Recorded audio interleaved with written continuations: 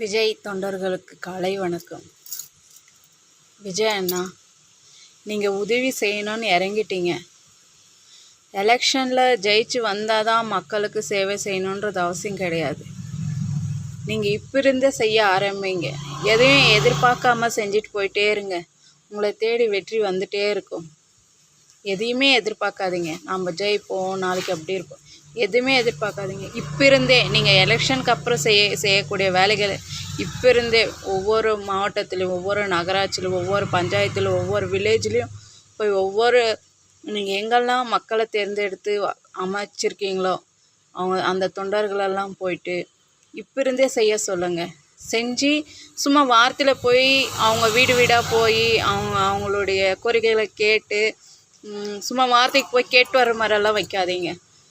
கேட்டாங்களா அடுத்த 1 வீக்கில் இல்லை 2 டேஸில் சின்ன சின்ன வேலை அதிகமாகலாம் யாரும் இப்போ அதிகமாக கேட்க மாட்டாங்க. தண்ணி வசதி, ரோடு வசதி, இந்த மாதிரி வசதி தான் கேட்பாங்க.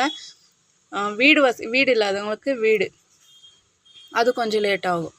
ஆனால் தண்ணி வசதி, கரண்ட் இதெல்லாம் 1 வீக்லேயே முடியலாம். ரொம்ப ஈஸி தான். அந்த ஒர்க்கெல்லாம் செய்கிறது ரொம்ப ஈஸி தான்.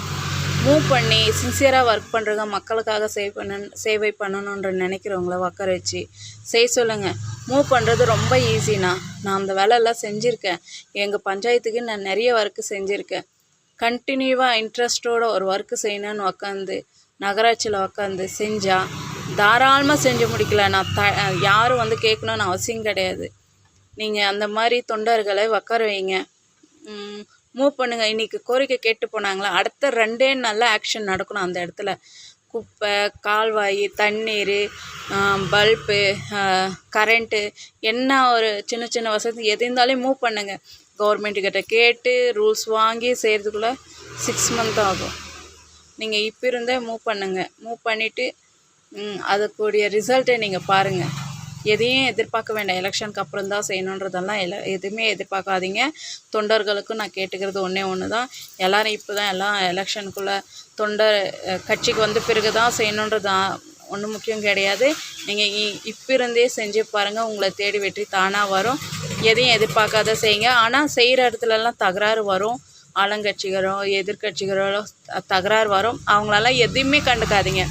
ஏன்னா அவங்க மனசு ஜென்மங்களே இல்லை. அந்த மாதிரி தடை சொன்னாங்கன்னா அவங்க ஒரு மனசு ஜென்மமே கிடையாது. யாருக்காக செய்கிறாங்கன்றது யோசிக்க மாட்டாங்க. அந்தந்த ஏரியாவில் வரும், சின்ன சின்ன பிரச்சனைங்க வரும்.